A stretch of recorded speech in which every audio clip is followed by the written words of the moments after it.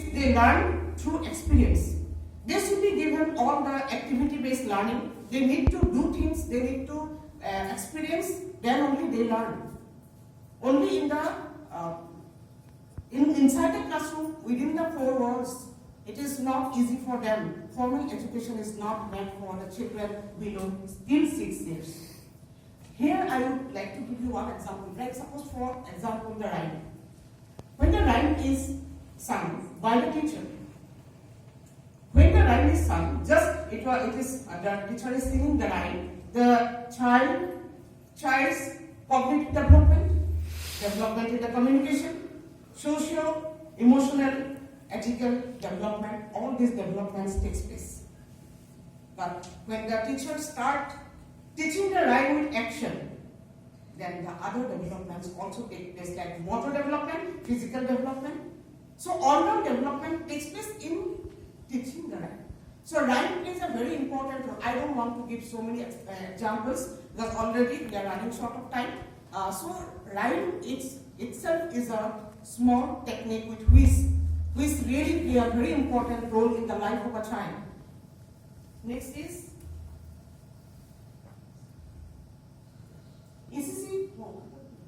ECC provides health, nutrition, education in the first 6 years. Yes, it's not conceived, so they should be given outdoor, indoor games, how much they can. So they should learn through singing, playing, doing activities, let them do anything, whatever they like. And always, next is ECC comprises of health, nutrition, stimulation, and preschool education includes, so that there is sound and holistic growth and development of the child.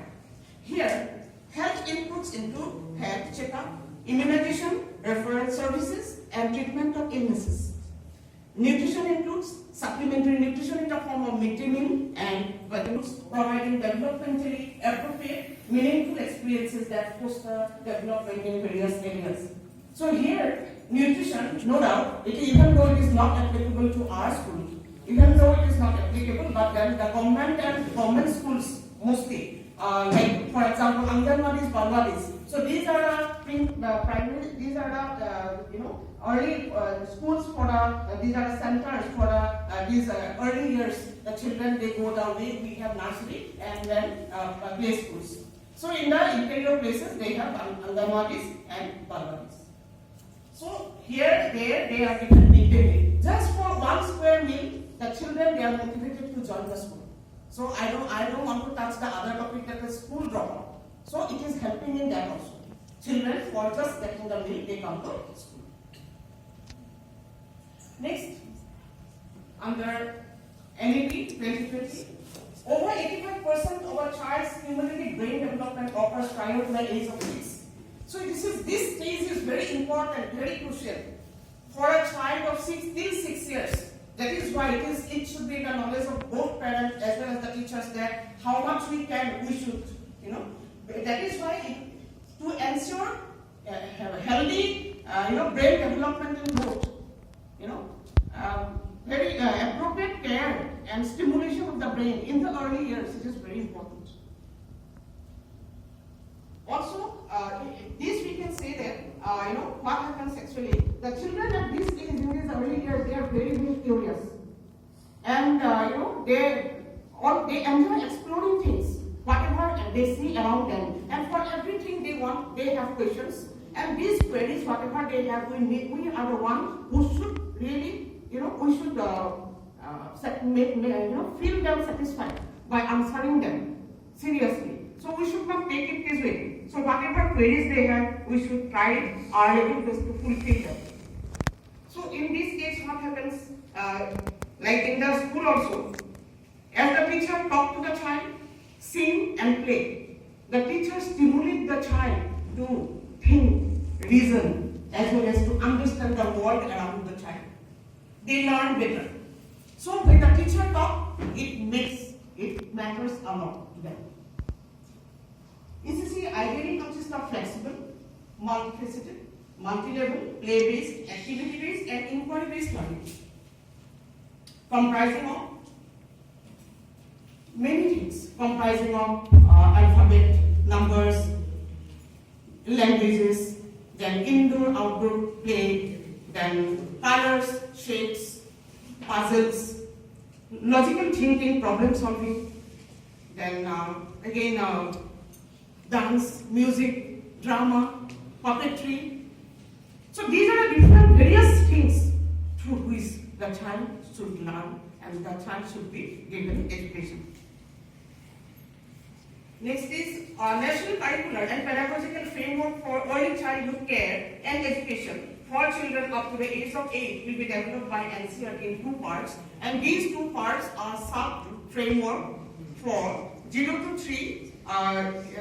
3-year-olds and another sub-framework for 3 to 8-year-olds. And this framework will help the parents as well as the ECC institutions a lot. Next, the overarching goal will be to ensure universal access to high quality ECC across the country in a phased manner. In this case, particularly, especially, the priority will be given to the districts as well as the locations that are, socio-economically disadvantaged. For universal access to ECC, Anganwadi centers should be strengthened with high quality infrastructure, play equipment. Yeah. So, I think that will come. Anyway, Anganwadi center, as I already mentioned, Anganwadi centers they may be government or non-government. Even I think you know that ICDS ICDS is playing a very important role in this case. Many Anganwadis they are run by ICDS. And this Anganwadi, I don't know whether any one of you have visited. I have visited Anganwadi. Yes, right now, if you visit Anganwadi, their condition is very pathetic. Right from its infrastructure or play materials or whatever study material or any study aids, nothing is available. In the name of Anganwadi, only the teachers are appointed, and the teachers are given government salary, and the children have come from very poor families. Okay, economically backward families, and whatever is going on today is very pathetic. But then it is very, yes, I should say that NEP 2020 is really focusing on Anganwadis or Balwadis. It is a very good thing that at least we can expect that now the Anganwadis will have well-ventilated, well-designed child center, and also infrastructure they will have, and also they will provide this NEP 2020 will provide them a place where their holistic development will take place. So I don't want to take more time because I have my other members.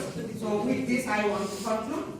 So hope for NEP 2020 that this ECC will reach each and every corner in our country, and which will again boost up the holistic development of the child in all the different areas.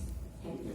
Over. NEP 2020 aims at making India a global knowledge superpower with reforms in examination, vocational education in school, higher education, and multidisciplinary approach. Today, I will be going to talk on the fourth domain of NEP, that is curriculum and pedagogy in school. Now, as we know, first I will go with the key main areas of curriculum and pedagogy. That is, first key area is restructuring school curriculum. As we all know, from 10 plus 2, it has changed to 5 plus 3 plus 3 plus 4 design. There are 4 stages out here. The first is the foundation learning stage. It comprises from class nursery to class 2. Here I am focusing on pedagogy. So here the main learning will be done on play, activity-based learning will be there. In the foundational stage, that is from class 3 to class 5. Here, play, activity, discovery and 3 hours will be focused. In the middle stage, that is from class 6 to class 8, learning and discussion of more abstract concepts like maths, science and social science will be focused. In the secondary stage, it is from class 9 to class 12. Multidisciplinary study with greater depth, critical thinking, greater attention to life aspiration and flexibility will be there. Now come to the second key area, that is reduction in curriculum content of each subject. of reduction of curriculum content of each subject. Why? Reduction to make space for critical thinking, for inquiry, for decision making, for analysis. Now what will happen? The teaching learning process will become more and more interactive. Questioning from the student's point of view will be more encouraged, and the regular classroom sessions will be more of fun, creative, collaborative and explorative activities for deeper and more experiential learning. This experiential learning, NEP has given special focus on experiential learning. Rashmi ma'am, yes, experiential learning. No. Experiential learning. Now, NEP has said that each and every subjects need to be integrated along with art, sports, hands-on activity and storytelling. Now, NEP has said that why we need to integrate with art and sports. We need to integrate with art because art generally creates creativity.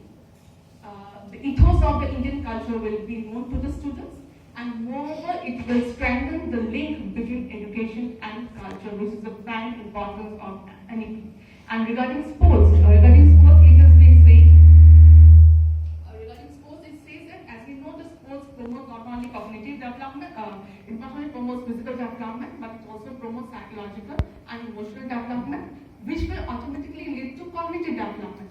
But that is not important. Besides, sports also give importance to certain kinds of skills and values like collaboration, teamwork, leadership, responsibility. Yes, ma'am. So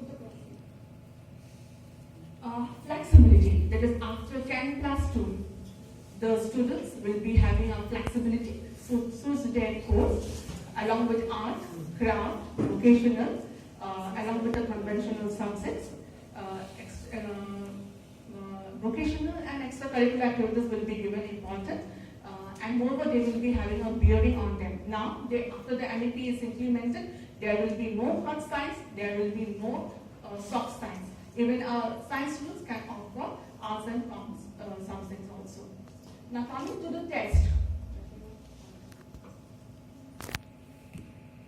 Test, this is the main area. Now, as we know, examination, board examination or any examination is there, students are very, very stressful out there. So to reduce the stress level, and most important, to reduce the importance of coaching and rote learning, NEP has taken steps on reformation on examination. Here, everyone can see there is shift from summative and rote learning to regular and formative learning.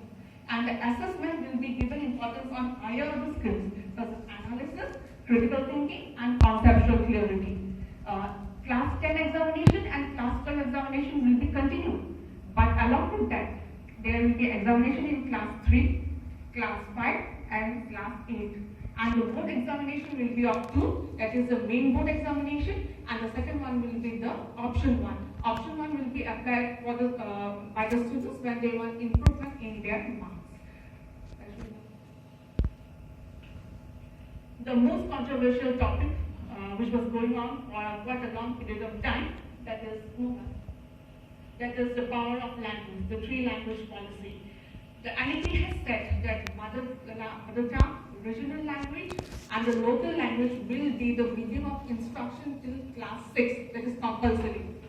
It will be a medium of instruction till class 6 compulsorily, preferably till 8. It has also said that preferably, that means it can be continued also. Sanskrit, NEP has given importance to Sanskrit. So Sanskrit as a subject will be offered right from the foundational stage. So, and it will be offered to the higher level also. Teachers are encouraged to use bilingual. Even the teaching material and books will be in bilingual. So here we come to know that at least 2 native Indian languages students will study and 1 Indian language and literature by the end of the secondary stage. That means they will be studying 3 languages out there. And in the secondary level, there will be an option for foreign language also, which NEP has said. Restructuring of school. No, restructuring of school. Here I want to say here that NEP has also given importance to maths as a subject. So maths will be included right from the foundational stage. In the preparatory stage, there will be only puzzles and quizzes will be there. And in the middle level, coding will be there. Coding will be introduced. And one more change in the middle level, that is in class 6 and 8. What will happen? Internship program will be there. An internship program on carpentry, tailoring, electrical work will be there, where the students have to go to the field expert. That means if they want to learn carpentry, they will go to the carpenter, and it will be a 10 days back free learning. 10 days back. That means no book learning will be there. Next slide. One project on the language of India. This is one more new concept which the NEP has introduced. Here, all the Indian languages will be compared in 4 main areas. Number 1 is the common phonetics. Number 2, the grammatical structure. Number 3, the origin. And number 4, the systematic scientifically arrangement of alphabet. Now, what we can see now, the new education policy aims at not only developing cognitive development, but also to bring about holistic developing character, developing, equipping the children with the 21st century skill. So there is a shift in the curriculum from rote learning to real understanding. If I have to compare the new education policy with the previous education policies, the previous education policies focuses on right to education, but NEP focuses on quality education. And the important parts of curriculum are, they are focusing on proficiency on language, number 2, development of skills, number 3, mathematics, and 4, knowledge of India. And the government is very, very hopeful that the new NEP will bring about many positive changes in the education system, and we will come to know about it later on. Now, Jyotirman will be focusing on higher education. Good afternoon, everyone present here. Well, now I'm going to throw some light on major changes which are implemented in Education Policy 2020 on higher level education, or which are concerned the college level education. One of the major reforms in the higher education includes a target of 50% gross enrollment ratio by 2035, which is now around 26.3%. That means the first point which I highlighted, that is higher education aim to reach at least 50% by 2035, which is very low right now. Right now, as per 2018 calculation, it was only 26.3%. Now, in order to achieve this goal, of course, the government has to give certain paths to the students so that they enroll themselves for the higher education and they can complete their courses. So, the next point, which is 4 years multidisciplinary undergraduate program and provision for multiple entry and exit system.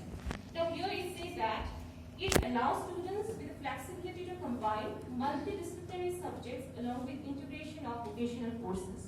Now, what does it mean? See, it has already been discussed by other teachers that it allows students with the flexibility to combine multidisciplinary subjects. So here, multidisciplinary subject means the child can choose any subject as per their choice. Like, if they want, they can take up mathematics, accounts, and cooking as a vocational subject. At the same time, any subject. Like, you can say that in mathematics we learn measurement, right? And if in the cooking class if you're learning how to bake a cake, and if you do not get the proper measurement, of course your cake will not rise, right? So everything is being interrelated. So here the main focus is given on the multidisciplinary program. The next point is it allows students. Undergraduate program can be either 3 or 4 years. So undergraduate program can be 3 or 4 years course. So here also again, government has given the choice to the children to take up 3 years graduate course or it may be 4 years graduate course. But yes, if the child takes up 4 years graduate course, he or she can continue or take up research. Means the child can take the research program. So that is a 4th year graduation course. But this option is open to the students. If the child wants, he or she can take up 3 years graduation course also. But the next point, students will be given multiple exit option. Okay, now what is this multiple entry and exit option, which I've already highlighted the point. Now, as an example, the child takes up the graduation course. Now, which is happening nowadays also. Suppose after completing the first year or the second year, the child, for some reason, it may be anything, for some reason, maybe for the financial crisis, the child cannot continue with his courses and he lives in between.